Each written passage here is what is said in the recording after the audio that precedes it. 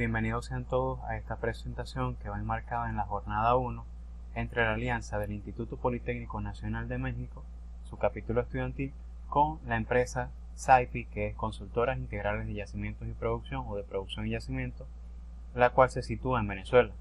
En este marco de charla, la charla inicial será sobre una alternativa tecnológica debido a ciertos problemas en la medición de los pozos que estamos presentando, conocida como Medidor Virtual de Producción o MVP. Cabe destacar que la idea inicial no fue mía, fue del ingeniero José Arellano, que es también de su país, natal de su país, y posteriormente fue desarrollada en conjunto por él y mi persona. Inicialmente vamos a tener un contenido, el cual abarca los fundamentos básicos de este medidor virtual, es decir, qué es una medición de pozo, qué son los medios de flujo, qué son los separadores de prueba y qué es un modelo integral de productividad, para posteriormente visualizar lo que es la lógica difusa y cómo se planteó o se armó este medidor virtual en función de ella, cuál es el principio del medidor y cuáles son las preguntas frecuentes referidas al medidor virtual de producción. Por último, les mostraremos dos casos reales, o en realidad tres, aplicados en diferentes yacimientos. Uno en un yacimiento de tierra y dos en yacimientos de lago, denominados para efectos de esta presentación Lago 1 y Lago 2. Inicialmente comenzamos con lo que es la medición de pozos petroleros, que no es más que la cuantificación del volumen producido de gas, agua y petróleo que fluye desde el fondo del pozo hasta la superficie. ¿Y cuál es la importancia de medir los pozos?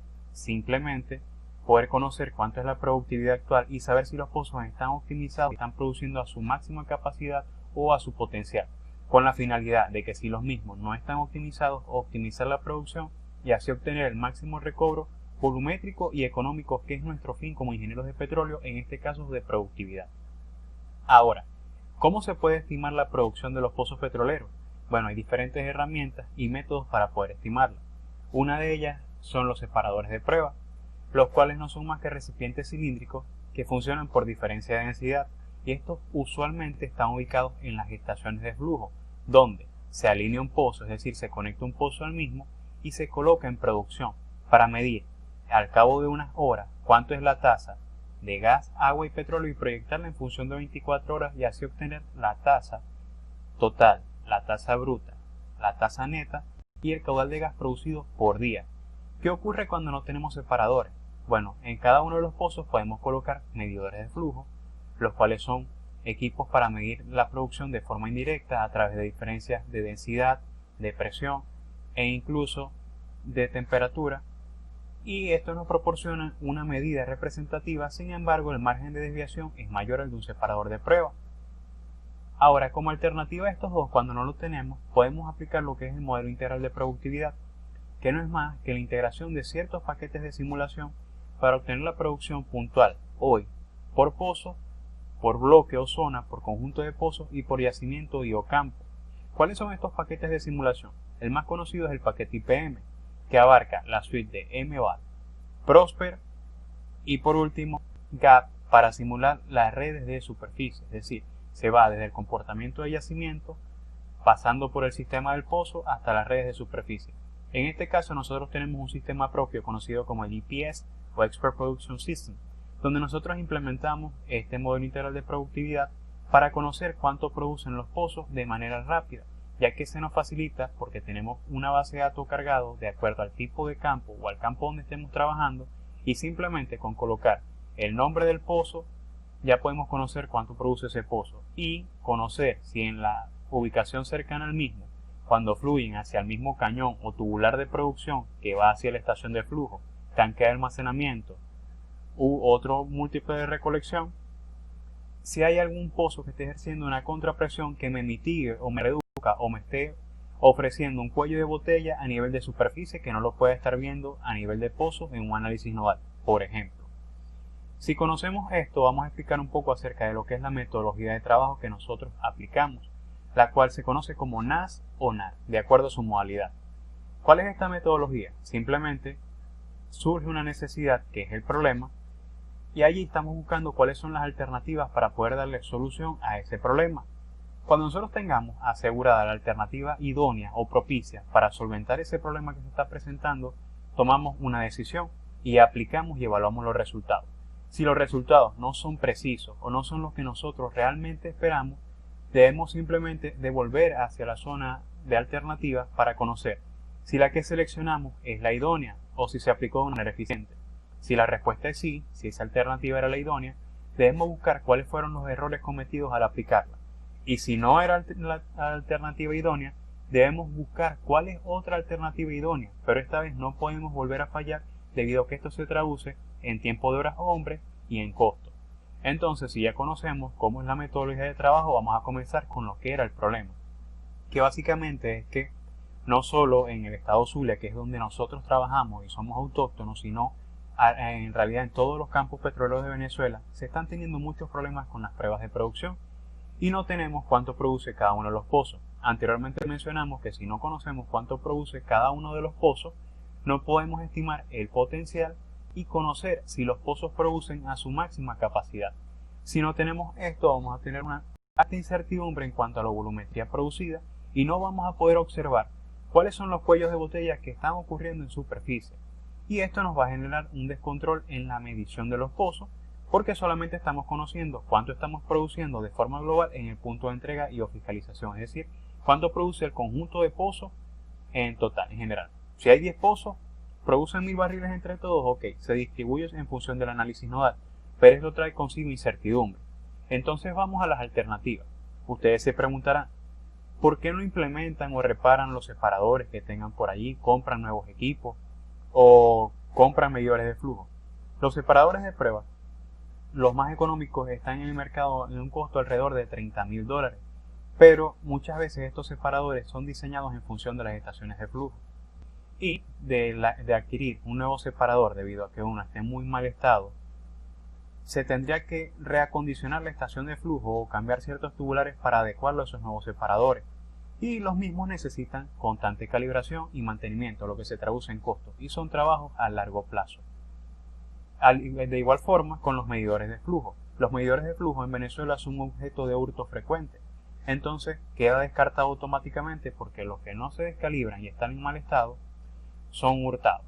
Entonces tenemos separadores descartados y medidores de flujo descartados simplemente porque son soluciones a largo plazo que hay que ir evaluando y hacer planes para su posterior implementación. ¿Por qué? Porque en Venezuela hay un organismo que se conoce como el Ministerio de Energía y Petróleo, que es el auditor y responsable y garante de toda la explotación de los yacimientos de Venezuela. Si tenemos esto, una de las leyes normativas de acá indica que todos los pozos deben contar con al menos una prueba de producción mensual, y aquí hay pozos que desde el año 2016 no entran en medida. Ustedes se preguntarán, pero ustedes también tienen el modelo integral de productividad, ¿por qué no lo aplican? Primero, porque no es una medición oficial, y segundo, porque el margen de desviación que tiene estos tipos de modelos son alrededor de un 10-15%. Sin embargo, pueden ser calibrados. Y es una alternativa, pero si no contamos con las pruebas actuales de los pozos, ¿cómo se calibra ese modelo? Entonces automáticamente se descarta. ¿Qué se realizó en función a eso? Simplemente un medidor virtual de producción que está basado en la transferencia de calor por convección que se suscita entre la línea de producción y el fluido que pasa a través de ella. Entonces, ¿cómo es el principio? Básicamente el principio se basa en inferencia lógica que se los explicaré en la siguiente lámina, pero con un teléfono con una cámara térmica incorporada llegamos al pozo. Usualmente estas mediciones para poder calibrar el modelo deben tomarse a la misma hora para asegurarse que los pozos estén en igualdad de condiciones, es decir, más o menos a la misma temperatura ambiente. Luego que se apunta el pozo se toma la fotografía y se debe estimar tanto la temperatura ambiente como la temperatura en la línea. Y se observan en la temperatura en la línea hay colores más cálidos como el de la parte inferior de la tubería y colores más fríos, en este caso morado, en la parte superior. ¿Qué otra ventaja me da tomar una foto térmica? Simplemente conocer el tipo de flujo y qué tanto gas está circulando a través de la tubería. Si ya conocemos el principio, vamos a hablar de lo que es la ecuación y el medidor. Básicamente, la incertidumbre y la desviación se deben muchas veces a que la permeabilidad es un parámetro de alta incertidumbre que no es bien cuantificada, porque se tiene sobreestimada o se subestima. Y esos son los errores del 15%, que si fuesen lineales solamente hacia arriba de la tasa o del target de producción, nosotros haríamos más o menos una corrección en función de un 15%, pero este puede estar tanto por encima o por debajo. Entonces, ¿para este medidor solamente consideramos la transferencia de energía? No, también hay que considerar otros parámetros, tales como los parámetros del pozo y de los fluidos, tal como la ecuación de Darcy. En el caso de Darcy, se considera el parámetro de yacimiento en vez del parámetro de pozo, considerando el K por H o capacidad de flujo. En este caso, nosotros consideramos la capacidad de flujo, pero dentro de la tubería de producción o dentro de nuestro sistema pozo, considerando variables tales como diámetro de la tubería, área expuesta o cañoneada al flujo. Si el pozo es totalmente a hoyo desnudo o abierto, se considera el espesor petrolífero total, la profundidad a la cual está ubicada la bomba, porque hay que considerar la columna de fluido o la sumergencia de la misma, porque va a ejercer esa columna o esa sumergencia una contrapresión que me va a restringir o proporcionar cierta restricción al flujo, la presión de entrada de la bomba y la presión del cabezal junto al daño de formación. Este daño de formación que lo tomamos acá no es aquel que se suscita en la zona cercana al pozo o en la cara de la arena, como muchas veces se le conoce, sino que son ciertas restricciones de flujo que se presentan dentro del tubular de producción o dentro de la tubería de producción. Y aquí cabe destacar algo. Ustedes preguntarán, ¿pero es el mismo procedimiento o es la misma ecuación sin importar el método de levantamiento artificial o el sistema de levantamiento artificial? Bueno, si nosotros consideramos la presión de entrada de la bomba, este es el parámetro que modifican esos sistemas de levantamiento, junto a la presión de descarga. Pero básicamente el bombeo mecánico, bombeo de cavidad progresiva y bombeo electrosumergible presentan la misma ecuación porque todos tienen el mismo principio, la disminución de la P y P para posteriormente aumentar la presión de descarga y vencer esa contrapresión y llevar el fluido desde el fondo del pozo hasta la superficie. Si conocemos esto, vamos a pasar al parámetro de fluido, donde consideramos todo aquello que circula a través de la tubería, que como es flujo multifásico consideramos la relación gas-petróleo, el corte de agua, la gravedad API y la viscosidad del petróleo junto a su factor volumétrico, porque no es igual un barril producido en fondo a un barril producido en superficie, que es el de interés, porque es el que nosotros posteriormente vamos a comercializar. Y por último llegamos al parámetro de energía, que también se puede observar en la ecuación de Darcy. En el caso de la ecuación de Darcy, estableció una diferencia de presión, pero nosotros acá estamos estableciendo una diferencia de temperatura considerando un coeficiente de transferencia térmico o de calor, que este va en función de el corte de agua. ¿Por qué del corte de agua? Se preguntarán. Porque básicamente uno de los fluidos que absorbe mayor cantidad de energía es el agua. Y por tanto se tiene un parámetro aparte porque va a influenciar en gran medida en la ecuación. Continuando con lo anterior, vamos a evaluar lo que es la inferencia lógica, que no es más que un método de aproximación no probabilista que se infiere algunos parámetros en función de la experiencia y se realizan modelos matemáticos bastante sencillos para solventar un problema no lineal. En este caso es la medición de pozos, utilizando el método de proximidad o aproximación directa, donde ¿qué es lo que se utiliza en este punto o qué se utilizó? Simplemente cuáles son las variables que estabilizan o que incrementan directamente el proceso de productividad y cuáles son las variables que disminuyen directamente o inversamente el proceso de productividad. Entonces tenemos una nota donde indican que la letra I se refiere a variables que son inversamente proporcionales a la tasa de producción, que es nuestra variable o función objetivo, y la letra D denota aquellas variables que son directamente proporcionales. Entonces, inversamente proporcionales, la presión de entrada. ¿Por qué la presión de entrada? Vamos a tomar esta como ejemplo. Porque a medida que yo disminuyo la presión de entrada de la bomba, disminuye mi presión de fondo fluyente. Y al haber una menor presión de fondo fluyente, mi diferencial de presión entre la presión de yacimiento y mi presión de fondo será mayor, proporcionando así una mayor tasa de producción. De igual manera, la presión de cabezal del pozo, la profundidad de la tubería, la viscosidad del crudo, el factor volumétrico y ese skin que estábamos refiriendo o diciendo que es un daño suscitado dentro del tubular de producción, mientras que las variables directamente proporcionales es el diámetro de la tubería.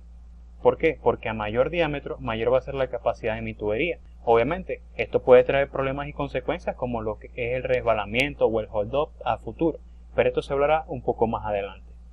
Asimismo, la relación gas-petróleo, el corte de aguas, la gravedad API, el coeficiente de transferencia térmica y el diferencial de temperatura. Mayor diferencial quiere decir que mayor cantidad de fluido ha circulado por la tubería y por ende mi tasa de producción es mayor. Si conocemos esto, tenemos entonces varios parámetros para poder realizar esta ecuación conocida como ecuación MVP, el cual es el parámetro de los pozos, el parámetro de los fluidos, el parámetro térmico y el parámetro de la bomba. ¿Y qué es lo importante a resaltar o a destacar acá? Que simplemente, sin utilizar algunos parámetros de yacimiento, estamos estimando una producción cercana a la real y mitigando a su vez el margen de incertidumbre de estas variables, tales como la permeabilidad que la mencionamos anteriormente. ¿Qué consideramos en el parámetro pozo? Simplemente todas aquellas variables asociadas a lo que ocurre dentro de la tubería de producción desde el fondo del pozo hasta llegar a superficie. En el parámetro de los fluidos, ¿qué es aquello que viaja por dentro de esa tubería, que en este caso es gas, agua y petróleo, y cómo es su comportamiento dentro de ese sistema? En el parámetro térmico estamos considerando la transferencia térmica entre el fluido y el ambiente, así como también ciertos tipos de entalpía, cedencia térmica o transferencia térmica que tiene el sistema con el medio ambiente. El parámetro de la bomba estamos considerando cuál es la condición del sistema de bombeo, pero no a nivel histórico, simplemente en el momento actual donde se tome esa medida de producción. Y por último estamos teniendo que en conjunto estos parámetros nos permiten a nosotros obtener una medida de producción representativa y consideramos lo que es la transferencia de masa y el flujo másico, que son dos leyes fundamentales, y la transferencia de energía. Estas leyes básicamente, si las estamos respetando, nos permiten pensar que podemos crear este medidor, obteniendo así buenas medidas sin violar ninguna ley primordial. Entonces, surgen lo que son las preguntas frecuentes. La primera, que siempre se realiza: ¿ustedes están considerando la presión de saturación, presión de burbujeo o presión de burbuja? Sí la consideramos. ¿Cómo? Aplicando la lógica difusa. En pozos con sistema de levantamiento por gas lift, uno conoce lo que es la curva de rendimiento o performance. Esta curva básicamente se utiliza para la optimización. Y nosotros que tomamos simplemente, si hay mayor relación gas-petróleo, la fricción dentro de mi tubular de producción va a ser mayor, lo que me va a restringir el paso del flujo y por ende mi producción se va a reducir. Entonces, ¿de qué va a depender este efecto de fricción? ¿Cuándo se presente? ¿Y a qué tasas de RGP o a cuántos pies cúbicos normales por barril yo voy a empezar a ver esta restricción? Esto va a depender de acuerdo a la presión estática. Y si conocemos que un pozo está ubicado en un bloque y teóricamente la presión estática debería ser similar en ese bloque, podemos solamente aplicar un solo modificador en función al bloque o yacimiento si los pozos se comportan de la misma forma. Entonces, tenemos acá este gráfico donde observamos cómo varía la tasa de producción en función de la relación gas-petróleo y observamos que antes de los 800 pies cúbicos normales por barril la tasa de producción se mantiene estable, no es altamente impactada, pero al superar estos 800 pies cúbicos por barril la misma empieza a disminuir y los valores críticos se observan luego de relaciones gas-petróleo o GOR superiores a 3000 pies cúbicos por barril y 5000 pies cúbicos por barril. Entonces, obviamente los modificadores aplicados luego de 3000 y 5000 serán mucho más severos a los aplicados luego de 800 pies cúbicos normales por barriles normales. ¿Qué nos da pie a realizar estas modificaciones? Son muchas cosas que nos dan pie, pero una de las más importantes es el cambio del índice de productividad, que no es más que cuánto me puede aportar el pozo en función a los diferenciales de presión que yo genere.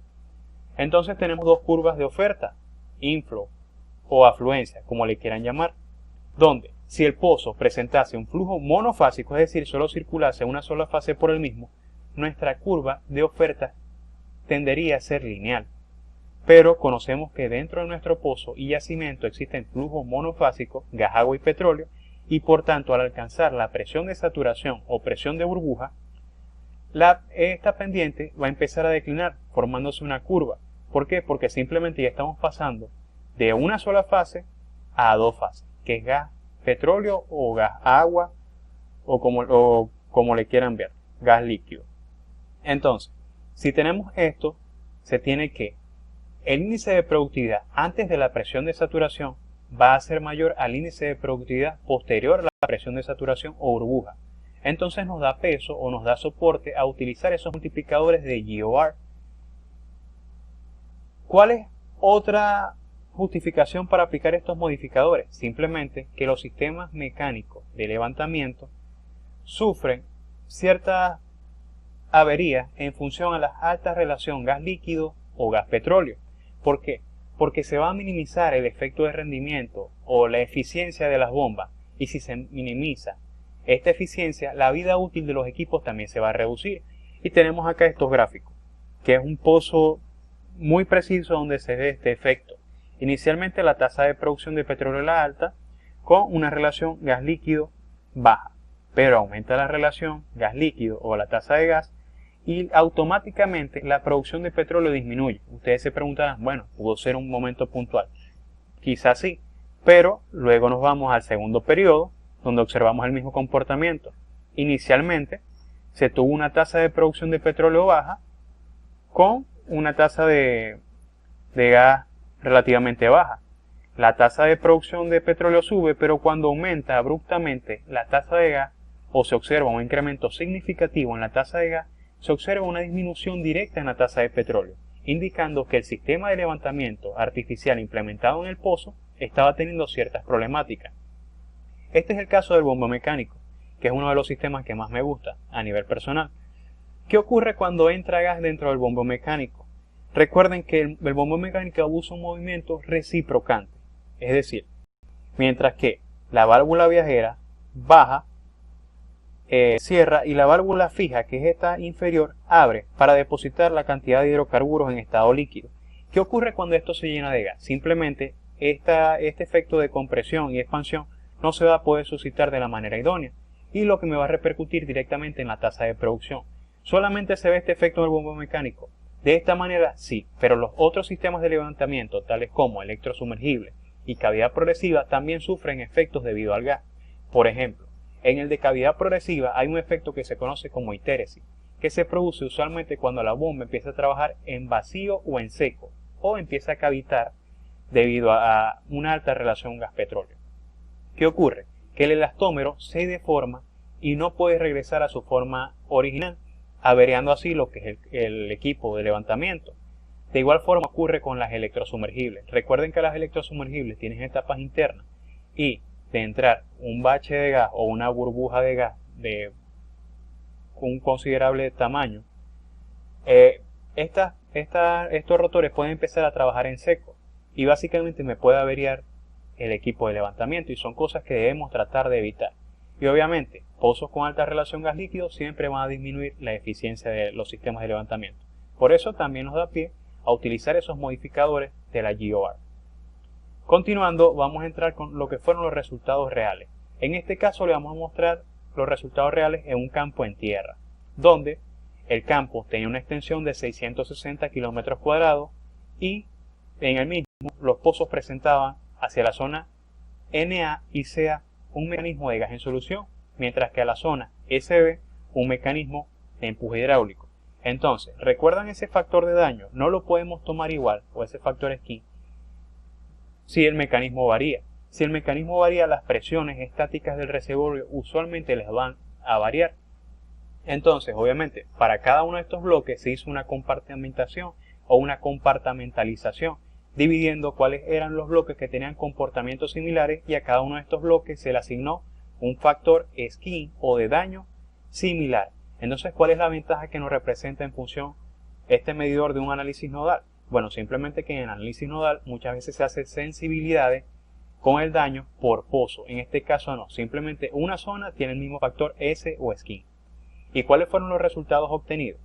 Bueno, se estudiaron 43 pozos de estudio para las diferentes zonas, obteniendo un margen de error inicial del 5%, con una desviación en barriles de 68 barriles, y una certidumbre, es decir, cuántos pozos presentaron un margen de error entre la última medida validada real y la estimada menor al 10% del 98%, es decir, que el 98% de los pozos que se aplique esta técnica van a dar resultados precisos y representativos.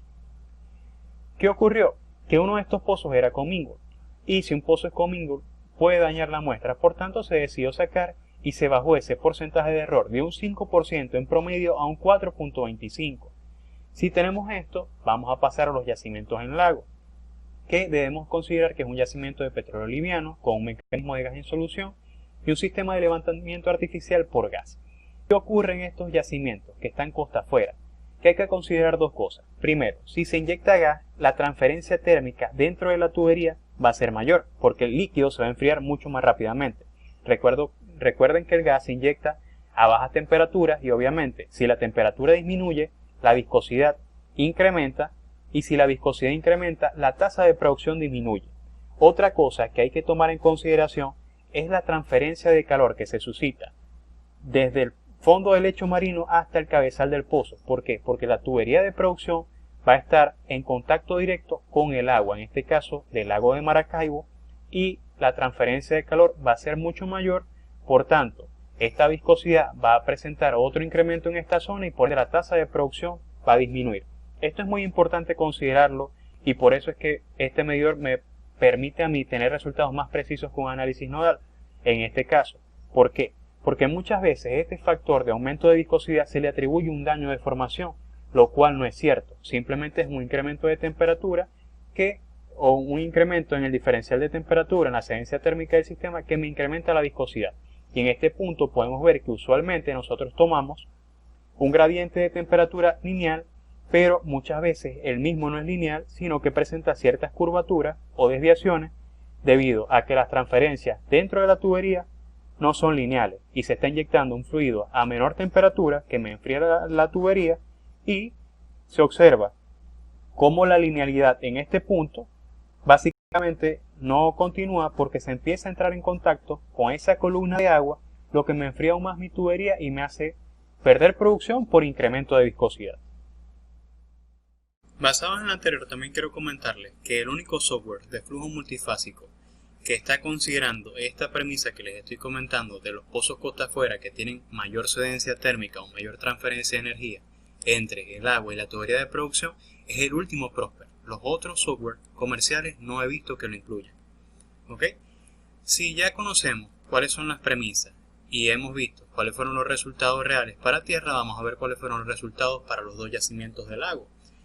Para el caso del lago 1 y lago 2 se tiene una tabla resumen, donde se tuvo un total de 13 pozos, con un error promedio del 4.4% y una variación de 2 barriles, casi nada, y un margen de certidumbre del 94%, es decir, al aplicarse la ecuación, el 94% de los pozos tendrá un margen de certeza o de acercamiento entre las pruebas validadas y el medidor, los resultados del medidor, menor al 10%. Entonces, tenemos un resumen que indica que la diferencia entre los barriles calculados por el medidor virtual o Virtual Measure y la producción real es apenas de 97 barriles, con una confiabilidad o un margen de precisión de 95.2%, lo que me traduce en bastante certidumbre o certeza.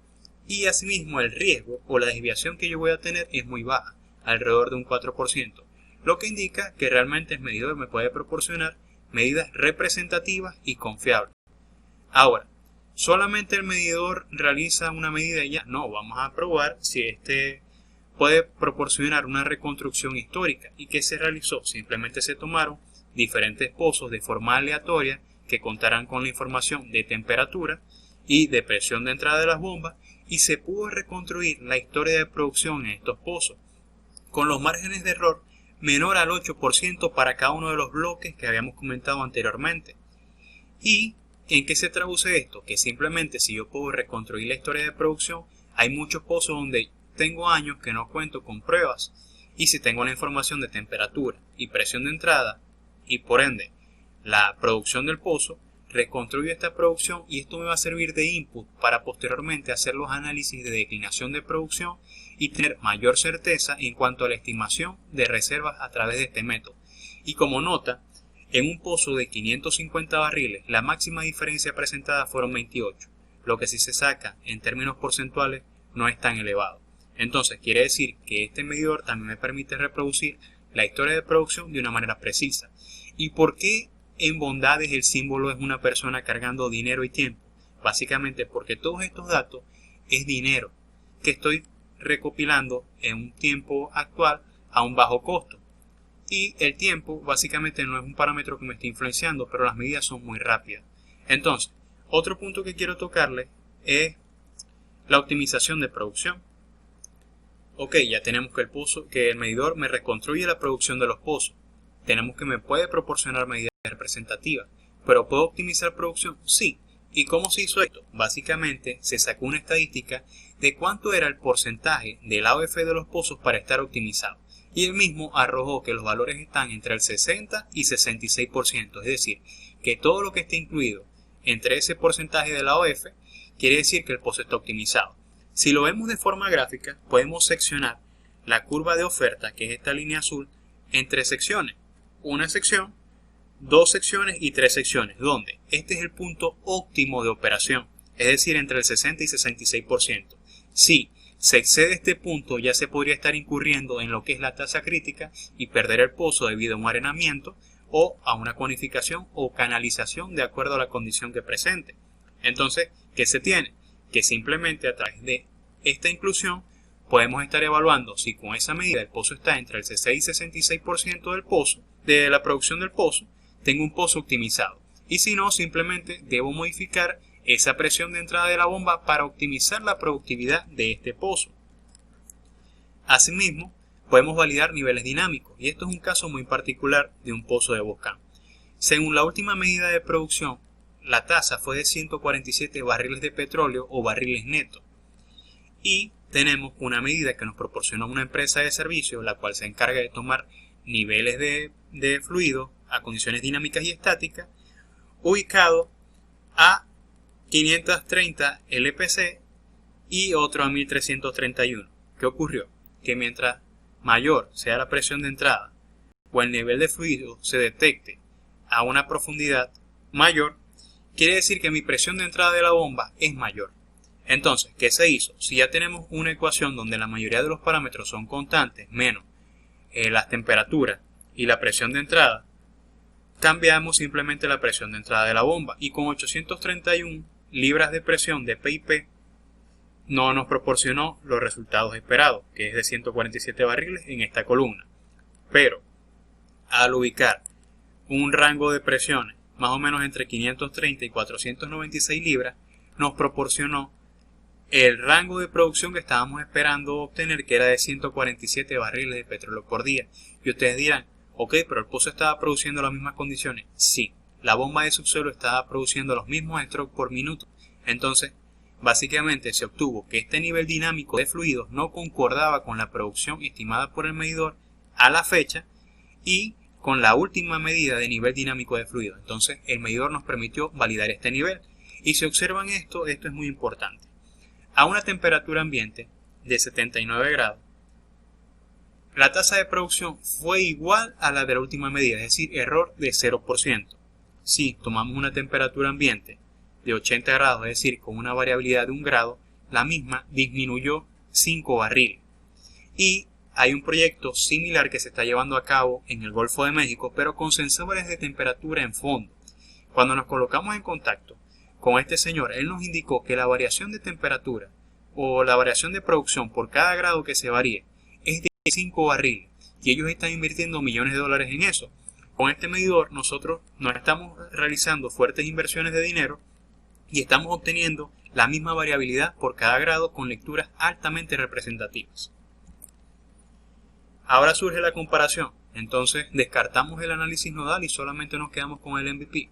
No, pero sí se puede saber que el MVP necesita una menor cantidad de datos y nos está proporcionando resultados satisfactorios y más precisos incluso que los proporcionados a través de los análisis nodales convencionales aplicados en este campo. ¿Y qué se realizó? Simplemente se tomaron ciertos pozos y se hicieron diferentes puntos de operación variando la presión de entrada de la bomba. Y lo mismo se realizó con el medidor virtual y se observa la similitud entre los valores proporcionados, donde realmente la diferencia no es mucha.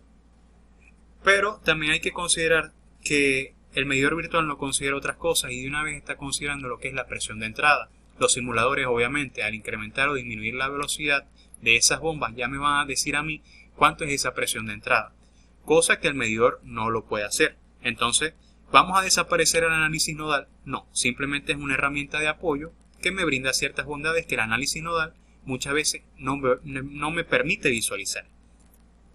Ahora, una de las últimas funcionalidades que se le dio en el campo en tierra fue realizar pruebas multitasa. ¿Por qué? Porque teníamos sistemas de levantamiento con sensores de fondo. Si tenemos los sensores de fondo y vamos a cerrar los pozos por condiciones comerciales, cabe destacar, podemos realizar pruebas de restauración, de abatimiento o pruebas multitasa, drawdown, build-up, como le quieran llamar, y una combinación de las mismas, donde la prueba multitasa me va a permitir a mí reproducir el comportamiento real de mi curva de oferta. ¿Por qué? Porque voy a conocer realmente cuánto es mi índice de productividad en función de las variaciones de presión. Entonces, ¿qué tengo? Cierro el pozo, dejo el sensor de presión activo y puedo medir cuánto es la restauración de presión y cuánto es la presión promedio de mi yacimiento. Abro el pozo a producción a una velocidad de bomba y una presión de fondo determinada, y en este punto yo mido la tasa de producción.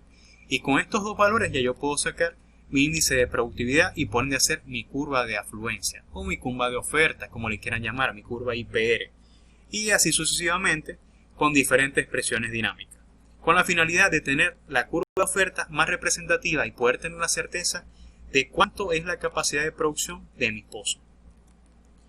Ahora, ¿cuál fue la propuesta? Si ya sabemos que funciona. Bueno, la propuesta básicamente se realizó en función de lo que es la gerencia de proyecto, donde inicialmente se realiza o se ejecuta lo que es el alcance. ¿Qué es el alcance? El objetivo o el por qué se está realizando este proyecto. En este caso, el alcance es realizar un medidor virtual de producción para estimar la producción real de cada uno de los pozos completados en los campos del occidente de Venezuela. Y este mismo se dividió en 4 fases. En la primera fase está la construcción y diseño, donde se van a generar todas las bases de datos para tener automatizado y no estar simulando pozo a pozo, sino simplemente se coloca el nombre del pozo y él me proporciona todo lo que yo necesito saber, junto con otras funciones del programa, declinación, análisis económico, que lo veremos más adelante. En la fase 2 se tiene la capacitación. Si ya se hizo el programa, deberíamos enseñar a los ingenieros de los departamentos, tanto de producción como de yacimiento, a cómo se debe utilizar y cuáles son las bondades y desventajas, con la finalidad de que los cálculos tengan mayor certidumbre y no se subestime o se subutilice este software o este medidor. En la parte 3 vamos a ir a la fase de automatización y vamos a conectar el medidor con el software SCADA que se tenga. En este caso colocamos el Xbox, pero hay campos donde utilizamos este medidor que tiene un software conocido como SIL. ¿Y cómo se puede conectar? Básicamente, los pozos, o la mayoría de los pozos en Venezuela, presentan en el cabezal un termómetro que se conoce como termopozo. Si tenemos un termómetro en cabeza que me puede proporcionar la temperatura, ya yo directamente puedo inferir cuánto es la producción de ese pozo conociendo la presión de entrada de la bomba, y ya todo eso está en su software. Entonces puedo automatizar el proceso y realizar lo que es un monitoreo de campo, que es la fase 5. Fase 4, disculpen. Pozo que vea bajos en producción, simplemente los optimizo y los sigo monitoreando y los controlo. Entonces tenemos que la fase de la propuesta es la construcción, la capacitación, la automatización y la implementación. Y les voy a mostrar un pequeño video de la construcción de este software, donde no nos va a tomar más de 5 minutos. En los próximos minutos les estaré mostrando el software que ha sido realizado por el paquete o los ingenieros de programación, liderado por el ingeniero Merlin Rosales, egresado de la Universidad del Zulia, donde el software que se conoce como MVP GA, medidor virtual de producción GA. Y básicamente esta es la introducción al software con el logo inicial.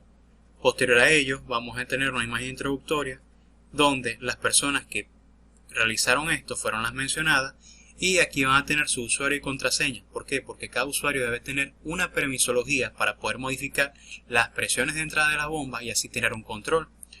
Posterior a su ingreso tenemos un dashboard, donde acá solamente les vamos a mostrar lo que es la parte de la estimación. Vamos a seleccionar un pozo al azar, podemos ver la fecha, colocamos la profundidad de la bomba, el API, la relación gas-petróleo, el corte de agua que maneja el pozo, junto a la presión de entrada, la presión de cabeza, la temperatura ambiente y la temperatura en la línea. ¿Qué ocurre? Que esto inicialmente está manual, pero posteriormente será automático.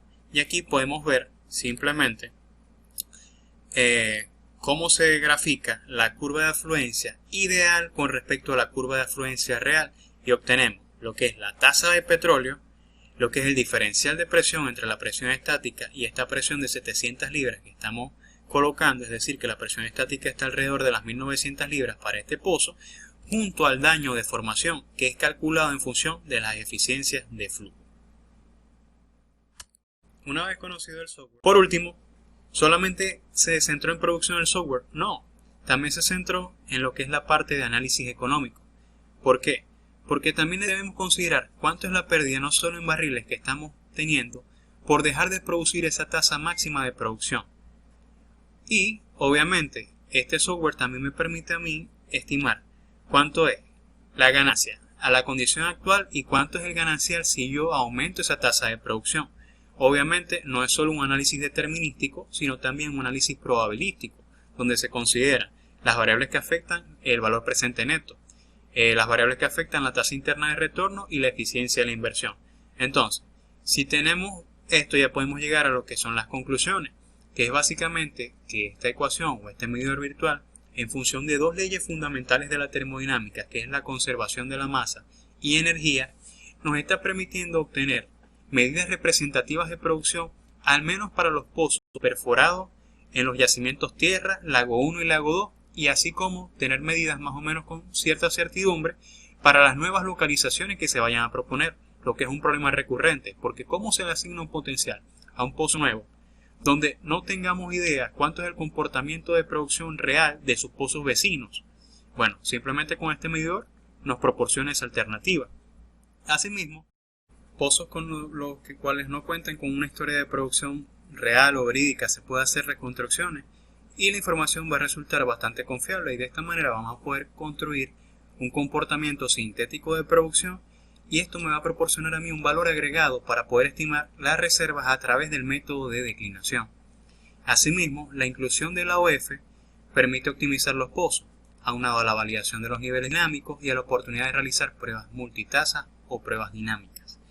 Y por último, el monitoreo del campo es la propiedad más fuerte que presenta este medidor virtual de producción, ya que se puede conocer cuáles son esos pozos que no están optimizados, conocidos como pozos bajos, y así optimizar los mismos, asegurando obtener el mayor recobro volumétrico y económico. Con esto finalizo la presentación dejándolo con esta frase: la tecnología avanza a niveles exponenciales, donde el único recurso necesario es el mental. Sueñen, creen e innoven. Esto se lo dejo porque muchas veces nos centramos en esos problemas, pero siempre en estas situaciones adversas vendrán bendiciones enormes, y aquí estamos nosotros para dar soluciones. Muchas gracias ante todo a cada uno de los presentes en esta charla y al capítulo estudiantil del Instituto Politécnico Nacional de México por darle esta oportunidad. Acá dejo mis redes sociales o las redes sociales de la empresa, saipi.ga en Instagram. Si desean la presentación se las puedo hacer llegar, simplemente escriban un correo a este correo que les dejo acá, saipi.ga@gmail.com, y si tienen alguna duda, inquietud o requieren información o adiestramiento del personal, nos pueden escribir a los números de contacto. Al final de la página también pueden ver mi LinkedIn, que pueden escribirme sin ningún problema. Si ya por el momento finalizo la presentación, comenzaremos las rondas de preguntas a través de la plataforma correspondiente. De nuevo, muchas gracias, feliz día, éxitos y bendiciones para todos.